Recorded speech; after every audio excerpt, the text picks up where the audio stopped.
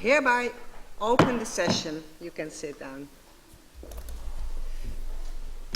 Welcome to all of you, also for the guests online. Before we start with the opposition, I would like to introduce the committee.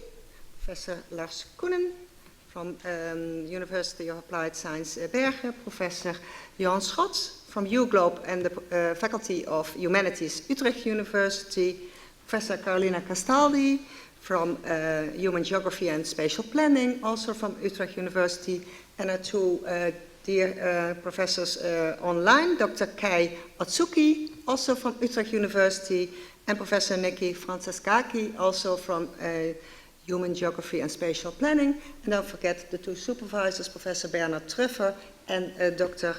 Chris Lutje from EAWAG and also Utrecht University. So, Mr. Doctoral Candidate, the Board of the Conferral of Doctoral Degrees of Utrecht University now grants you the opportunity to defend your dissertation in public. And I invite the first opponent, Professor Lars Koenen, to speak. Thank you, Chair. Dear candidate, thanks first of all for providing this very interesting read on challenges of improving livelihoods by slum upgrading, socio-technical transitions perspective.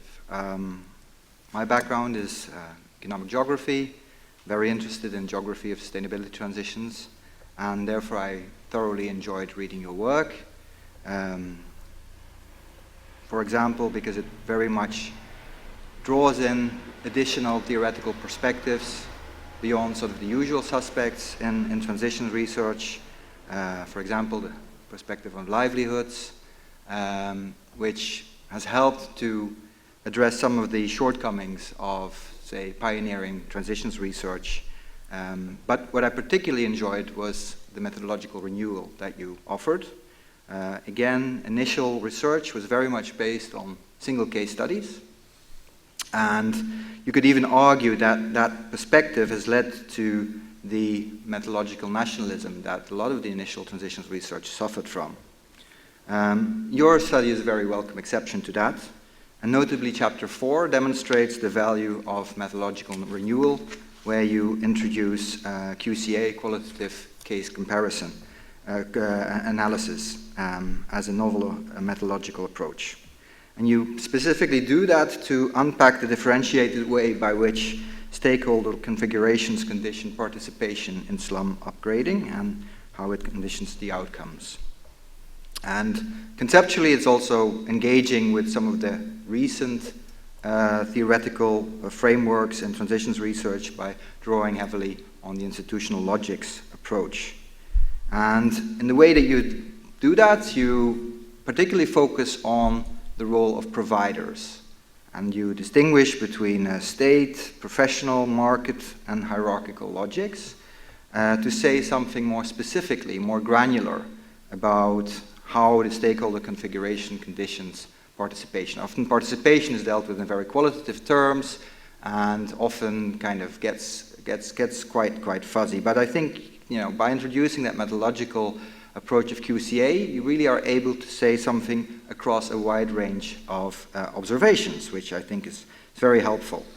My question, however, is you primarily focus on differentiated institutional logics on the provider side, while the user side you conceptualize through a single institutional logic, that of community.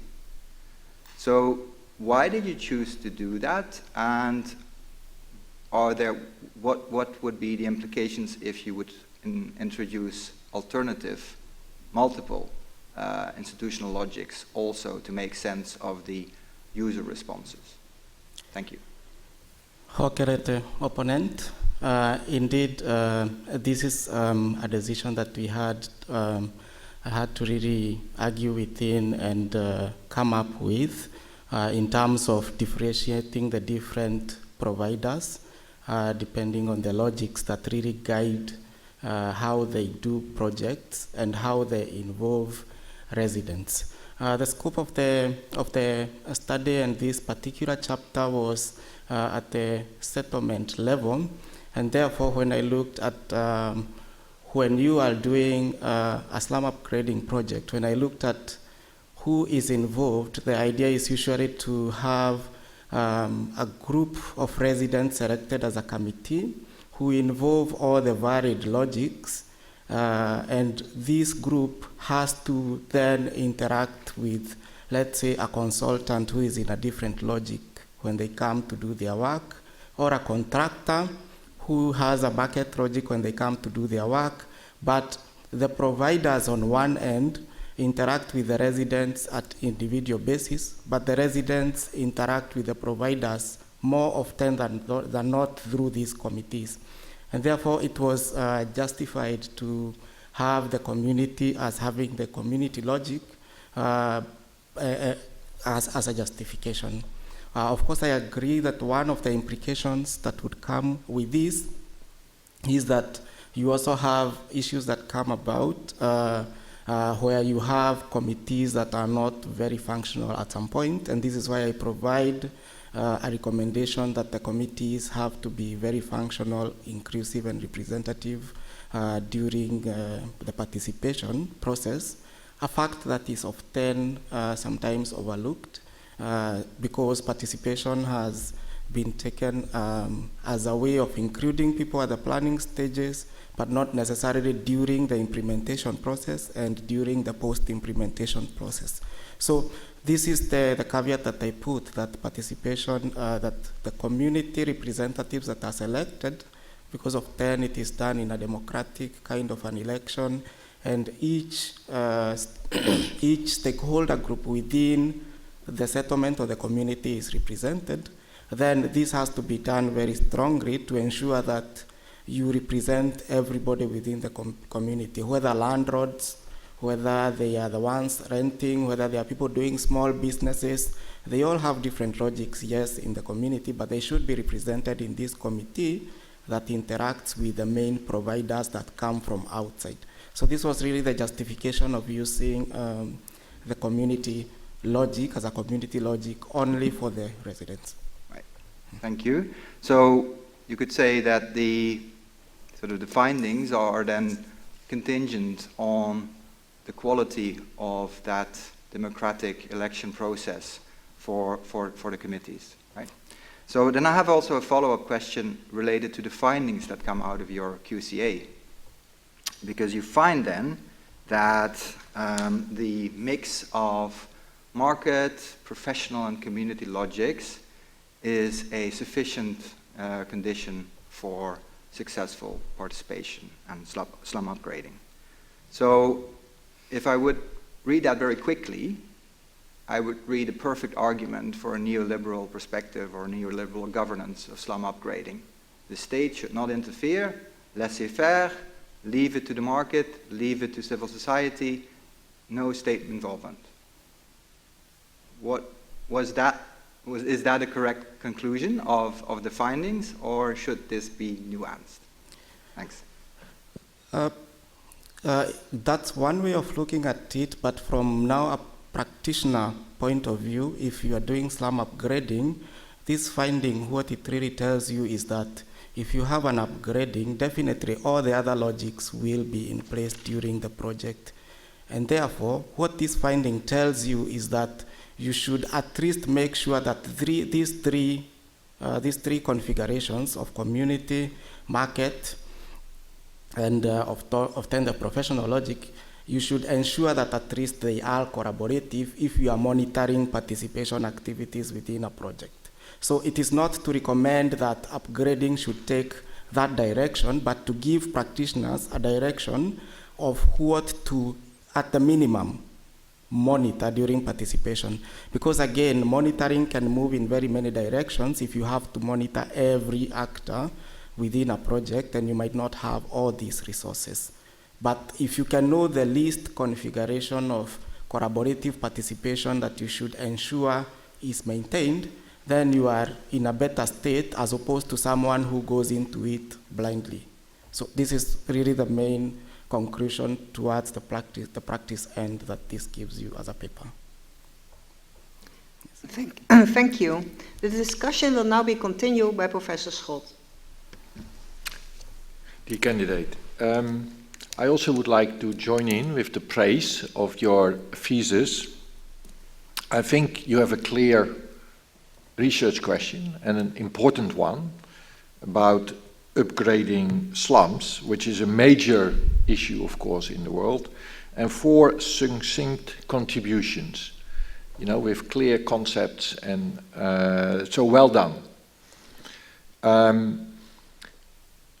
My question, in a way, is about the object of your study, the upgrading, and because you claim to make contribution to socio-technical transition studies.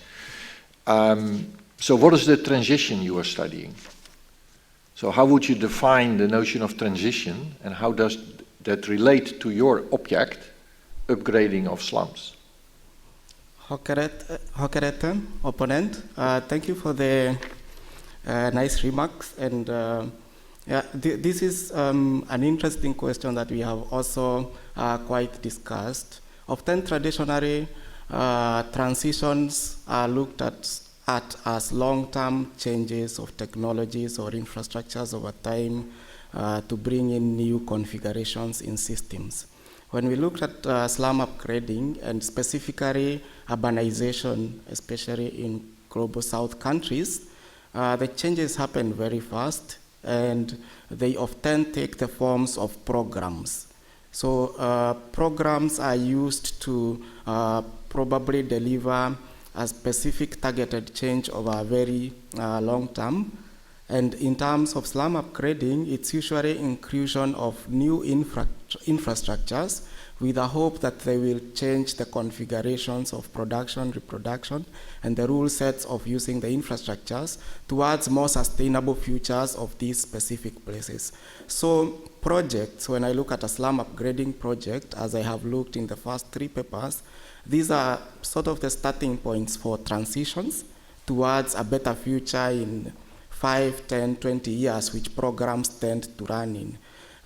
When I look at programs in one of the chapters, then we look at the overall of how could a long-term project actually induce transition towards more sustainable futures for urban settings. In addition, you find that transitions, and especially urban transitions in the global south, happen very quickly. So this is one way of really looking at a new context or a unique context that sustainability transitions has not really looked at so much in details at the moment. Well, I recognize that it's a new context, because a lot of the concepts has been developed in the global north. I would like to come to that. I'm a bit surprised you say very quickly, because the notion of upgrading is not a notion that comes to me as something that happens quickly. But, upgrading is kind of slow process of upgrading. But let me move on a bit to because the central concept is learning. And I'm a bit surprised that you connect learning to scaling. I never thought about that connection. So in that sense, it's interesting. But I think learning is also very crucially important when transitions start. And the concept used in transition studies is second-order learning. For example, by Barbara van Mierlo, which means basically questioning all your assumptions. And that idea is not present in your thesis. It's about the logics that need to, how do they come together? How do they work together? And I really like your idea of what I call divided we stand. I think that's an important conclusion, in fact. But there's nothing about, in a way, deep conflict, about second-order learning, that people have to, also the people in the slums, need to question some of their assumptions. That's what transition studies would say.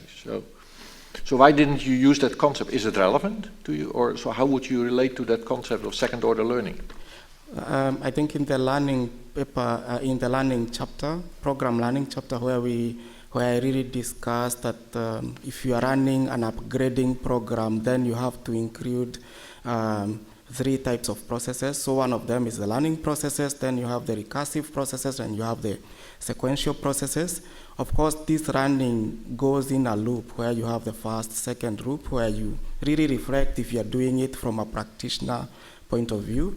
Of course, this can be related to the learning concepts, the second order learning in transitions to some extent, but this is not an area we were able to dig into due to also limitations of the scope and time of the thesis. But then I think this is an area that can be explored with fruitful connections to transitions also.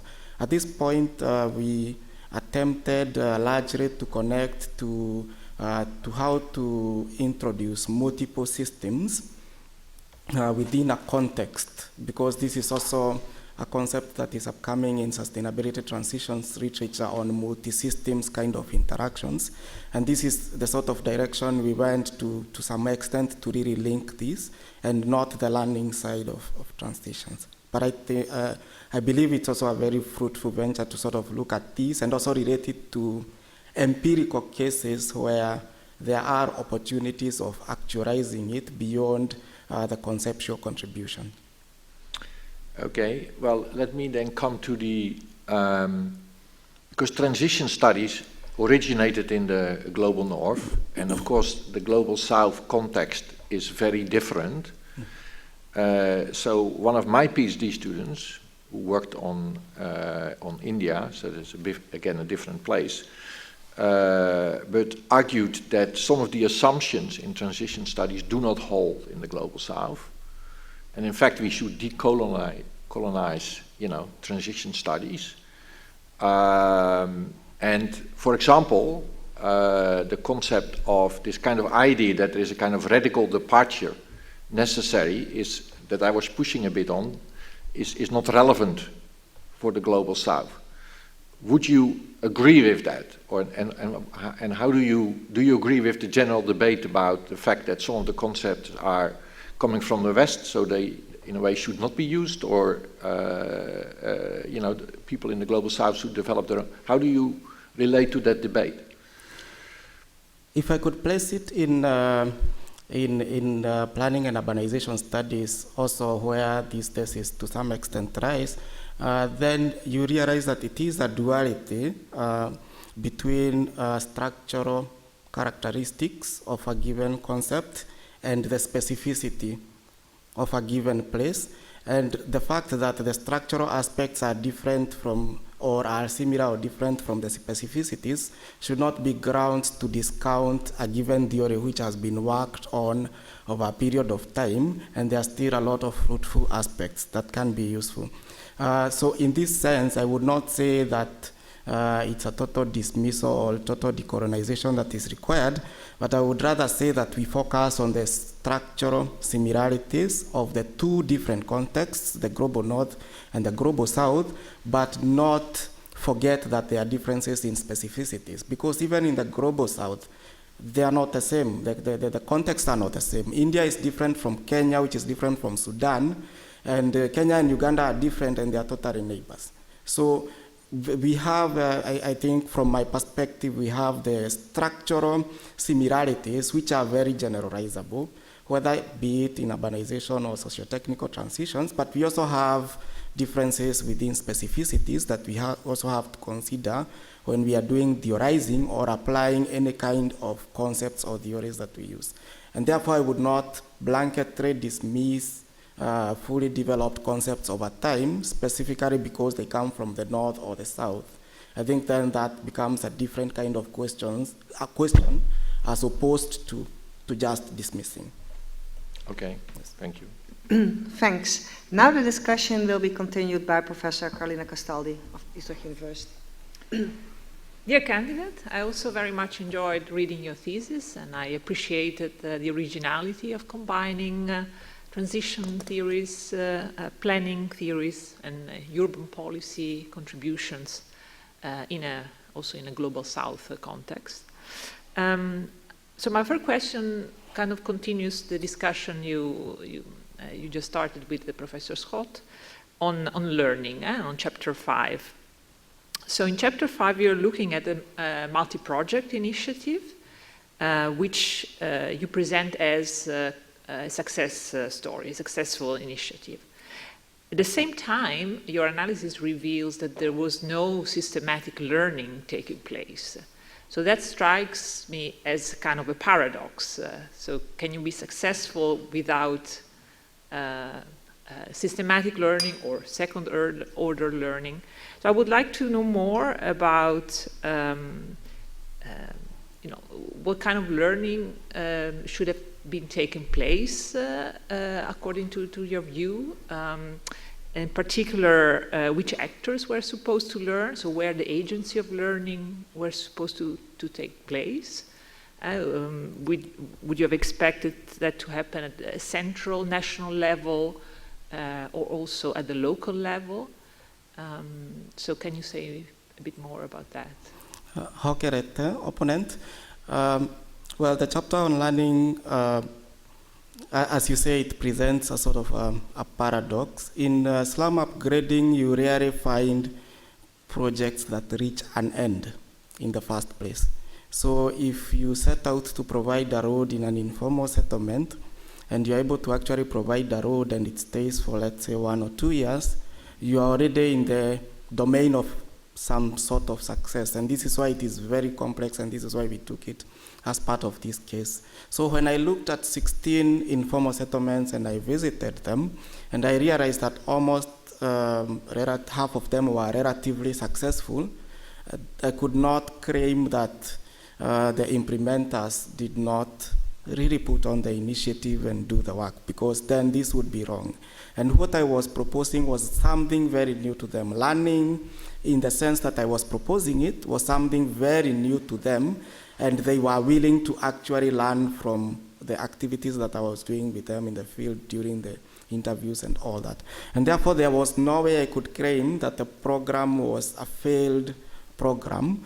But what I say is that learning is not an end in itself, but it is a means to an end. And I don't claim that it is only learning that will make a project successful or unsuccessful, but it is a contributor to whether a project can really be successful.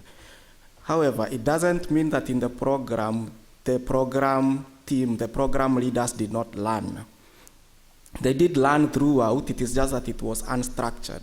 So here I provide an insight to them that you can actually systemize learning within a program in this sense, so that you can be able to identify challenges very quickly, resolve them, and reflect on them over time so that you can improve the effectiveness and the efficiency of the program.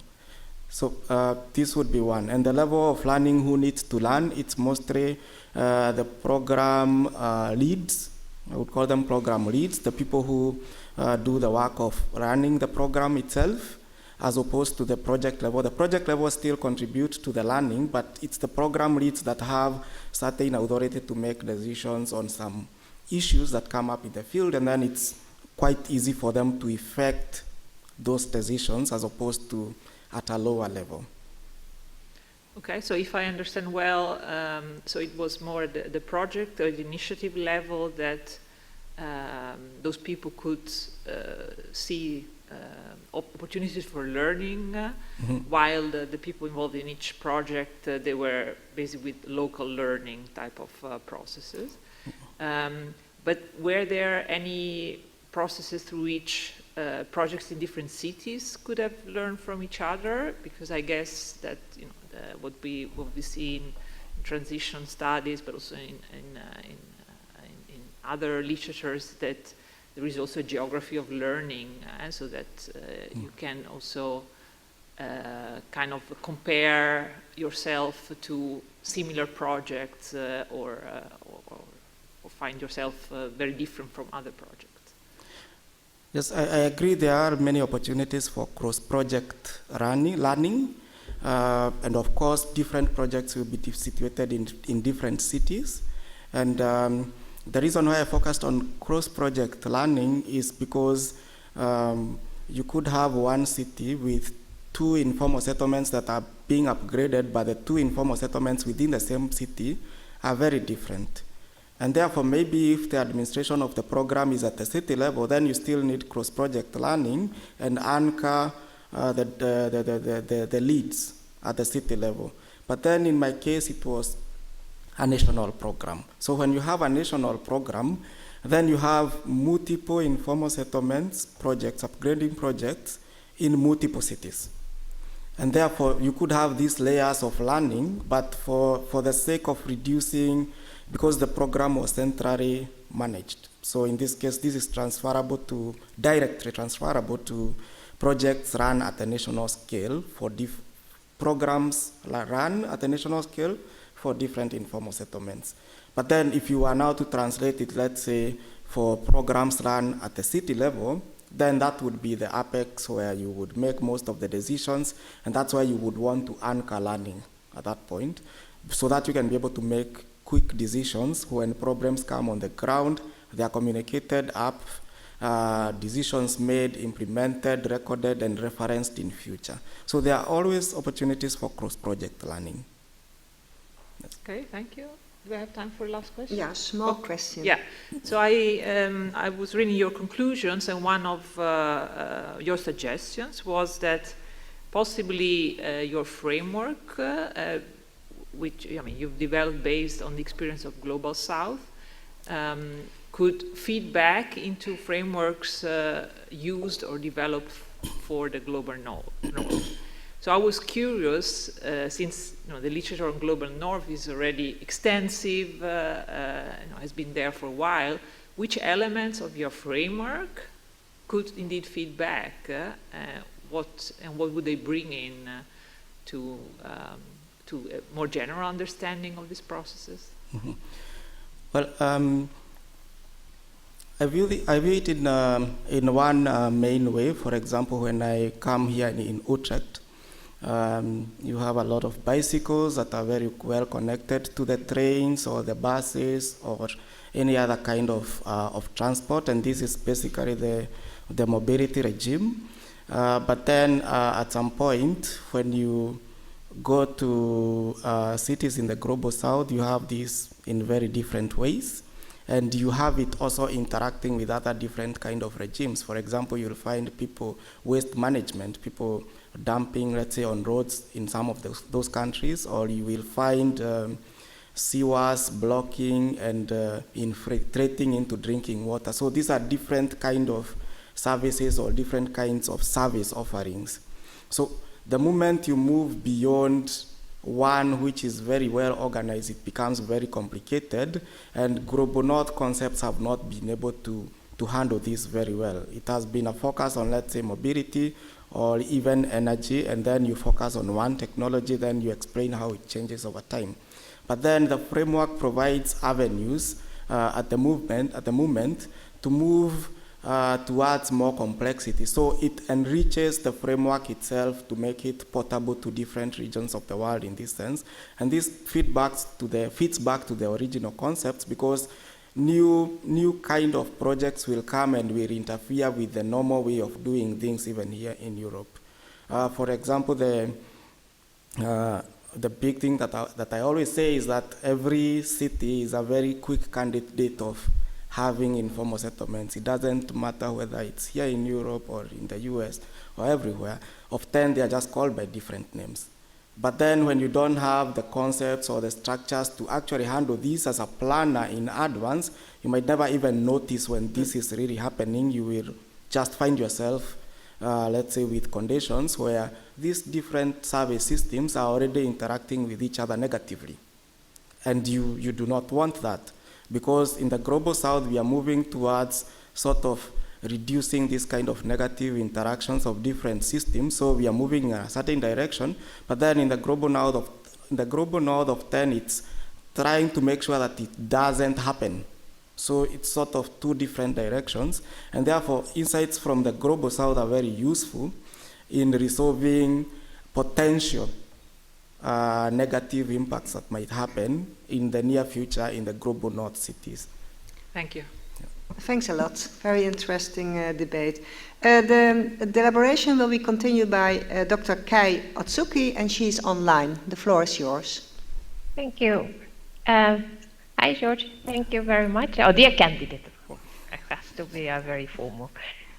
Well, I also enjoyed reading your thesis, the draft, and at that time it was still draft, but now I think it's published. It's very nice reading, and I want to engage with you discussions about actually the concept of livelihoods, because I am not a transition scholar, so I cannot go in too much on the transition concept, but I am a scholar on livelihoods. And I left your chapter 2. I'm going to read very quickly one paragraph that I liked, because you write, production activities in the slums you studied included employment in flower and vegetable farms, as well as fishing and subsistence farming. Additional activities included small licensed and unlicensed businesses, as well as transport services using donkey carts, bicycles, or motorbikes, and other illegal businesses such as fish poaching, sale of illicit brew, robbery, and prostitution, etc.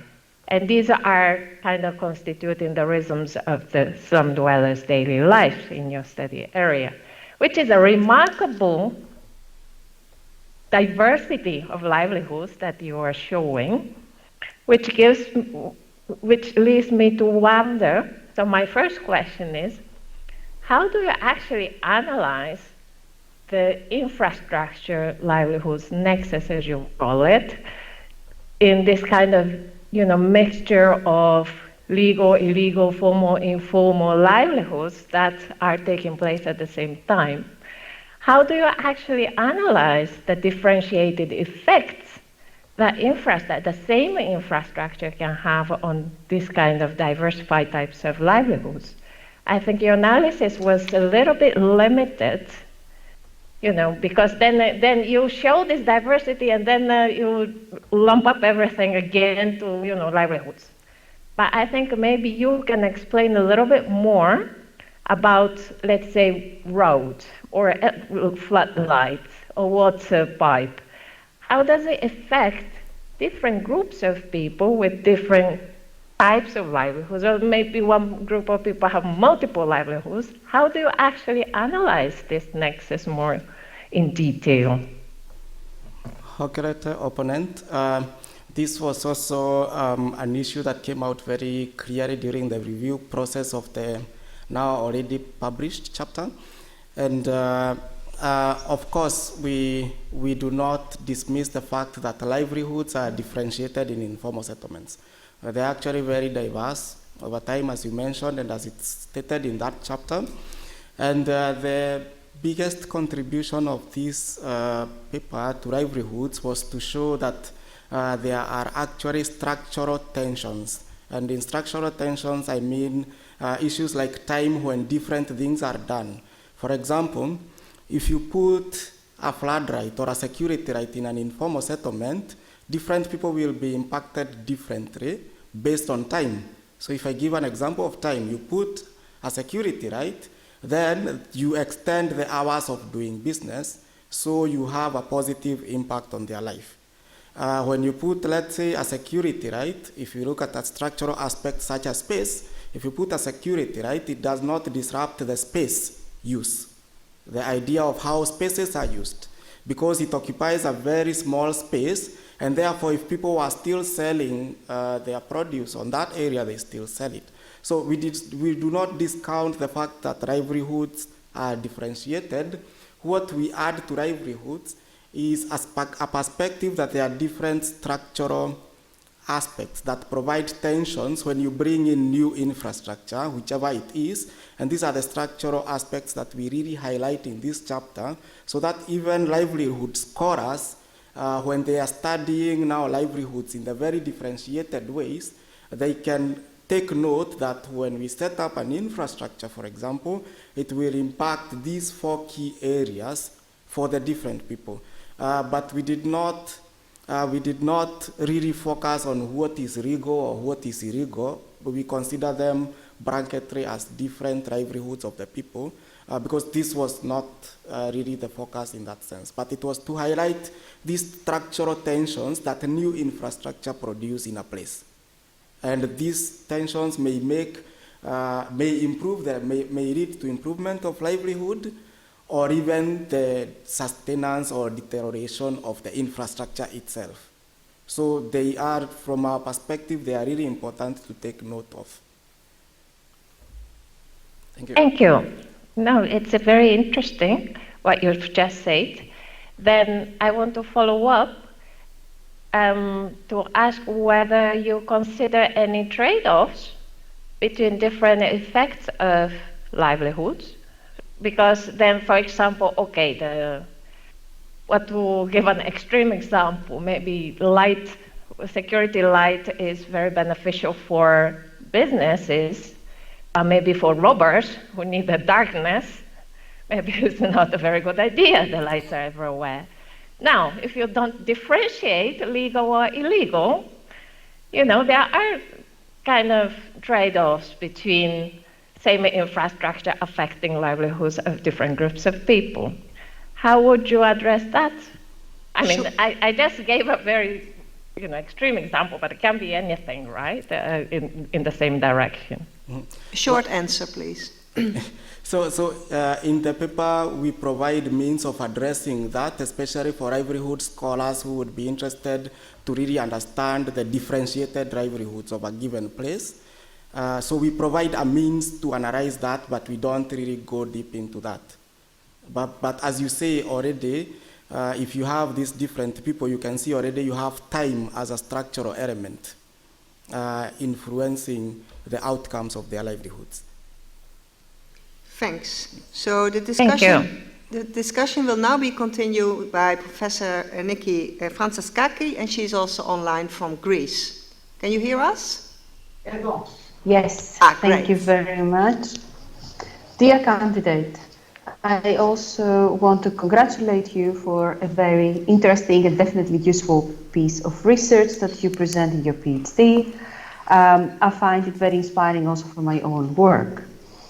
I have a question that pertains to chapter 3, and I would like to ask you, how do you see from your framework the infrastructure appropriation in the aftermath of a master plan decision as passive social licensing? How would you recommend to urban planners to deal, to move beyond passive social licensing of infrastructure using the knowledge gained from your research? Honored opponent, I would like to sort of repeat the main points of your question, and I would like you to let me know whether this is what you really ask. But from what I understand is how does a planner anticipate how appropriation takes place, right? And how is it useful for them? Yes, so over time, planning literature has always studied how to plan and how to implement the plans they do. But often, and even in practice, the planners stop at output level. So you set up a road and then you try to hand it over to maybe the government which is there to manage it. And when you finish building the road, from a planning perspective, that's your output and that's what you are gauged for. Most of the reports you'll see in practice only report the number of kilometers of roads built on, or the number of water pipelines connected kilometers, but then they don't go beyond saying, how exactly do you bridge the gap from providing the road to improving a livelihood? So this is a gap that is not very well explained in a broad sense. And this is the gap that I really explain with this and call it the appropriation process. And in a recently submitted paper, which is also part of the chapter, unfortunately I had to hand in before I made a few changes, but the idea is that you have 3 appropriation processes which include reception, how the people you provide the infrastructure to, how do they receive it? Is it critical or is it nicely received? And this is influenced by participation. So if you do participation correctly, and this links to the other participation chapter, then you are able, the residents will receive it a bit positively, and you are likely to already get immediate use to some extent. Then after that, you have a second process. Sorry, so you have the three of them. The first one is yes, domestication. Thank you very much. Sorry. So the first one is reception. The second one is domestication. And domestication is really how the residents shape the infrastructure to fit their context. So we give also ideas on how to come up with indicators of domestication, because this is defined really by the structural constraints in the second chapter of the thesis. So how exactly do they really shape the road to fit their context? Do they use the road, part of the road as a market? Do they use part of the road for playing, for leisure? So this is really domestication that takes time, and the last process is institutionalization, where they are very willing even to reorganize their livelihoods or contribute to ensuring that the infrastructure works because it is benefiting them on some. And therefore, for a planner now to anticipate, they have to know that these three processes actually occur and they comprise appropriation in this sense. So this is the main insight that we give to the planners, but then there are next steps that are really needed to highlight. How would indicators of appropriation look like, because we don't have any? We have, we talk of output indicators, we have those for slum upgrading. The outcome ones are very fuzzy, but the impact ones, we still don't know how to link those three. And this is what I provide for planners to try and anticipate. And also when they are handing over the projects to the government structures that need to maintain them, the government, the governance actors also are aware of these kind of facts that happen in these kinds of places. So this is the contribution. Professor Franciskaki, do you have other questions? Yes, thank you very much for this answer. And building up from that, how you describe now your framework, it relies a lot on social negotiations, or negotiations, dialogue, interactions between different actors. So building from chapter 3 and what you present there, how do you specifically see your framework advising planners for knowledge transfer in the policy community interface? Thank you for the question. Could you please rephrase it? So you talk a lot about the broken, how planners don't know much, especially about how citizens and communities are using infrastructure.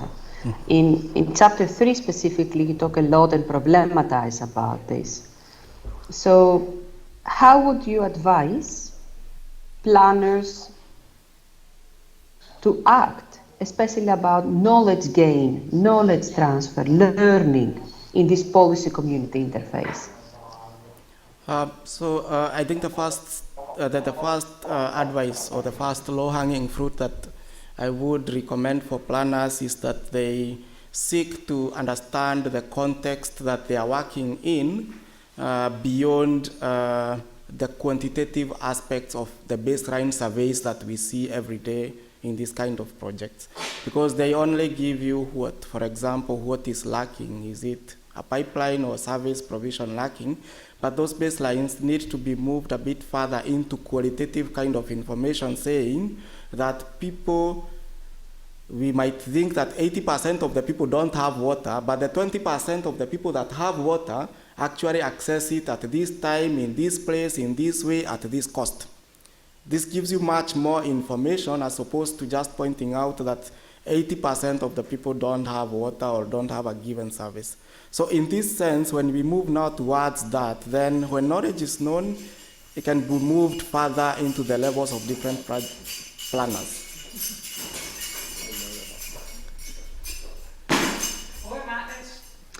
The committee will now withdraw for further deliberation. The session is adjourned.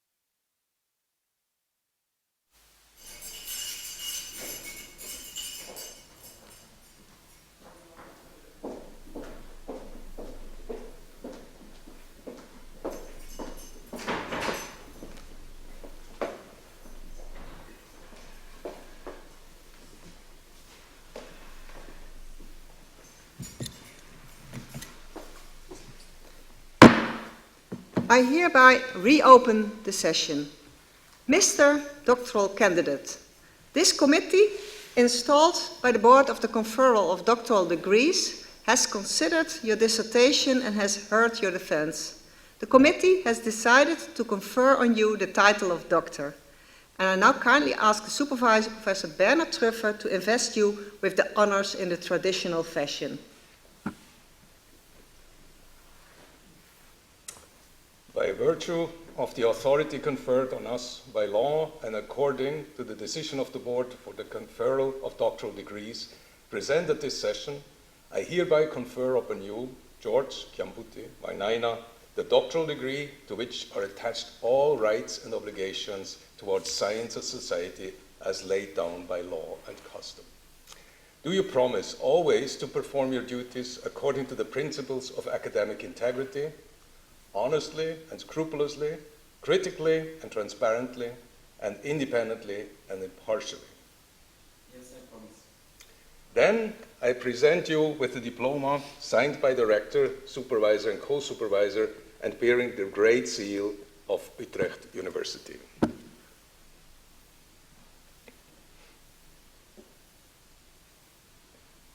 We have to shake hands. Great. Congratulations. And I now invite your co-supervisor, Dr. Chris Luthi, to speak out to the laudatio. Dear Dr. Kiambuthi, today we celebrate the successful defense of your Ph.D. journey, which began on a cold January day 4.5 years ago. You have chosen a challenging and very relevant topic for your Ph.D. research: how to increase the effectiveness of infrastructure interventions in informal settlements in sub-Saharan Africa. As your unit of analysis, you selected a typical infrastructure investment project called KISIP, the Kenyan Informal Settlement Infrastructure Program, jointly implemented by the Government of Kenya, UN Habitat, and the World Bank. During your doctoral research, you managed to carry out almost a year of field research with extensive field visits and surveys in 15 different slums all over Kenya, just before COVID hit. That was a lot of luck. You engaged with key stakeholders on the ground, conducted over 100 stakeholder interviews, and gained insights from the people that are meant to use and benefit from newly implemented infrastructure, the slum residents. Kiambuthi, you managed a double whammy with your PhD.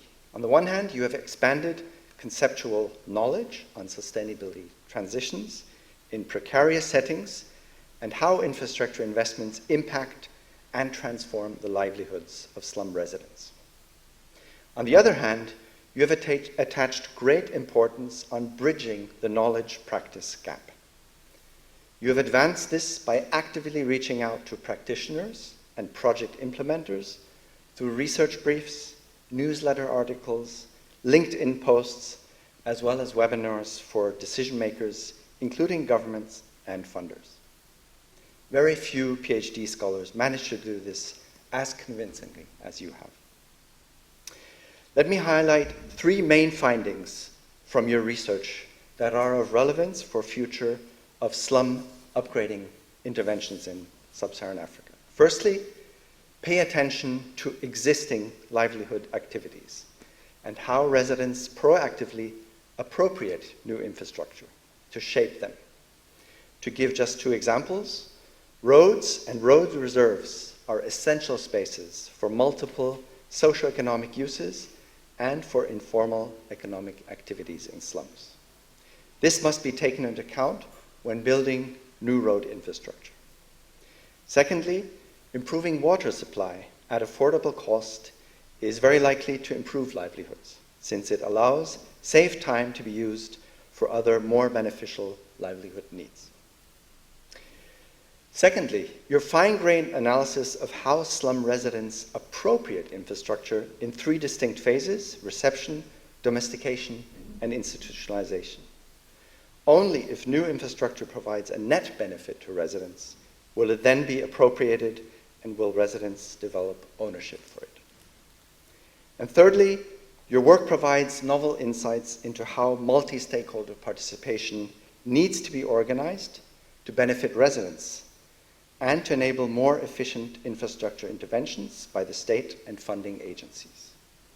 Aligning the different and diverging interests of the diversity of market actors, professionals, and community actors, and defining the important collaboration intersections is crucial to ensure multi-stakeholder collaboration from planning to implementation.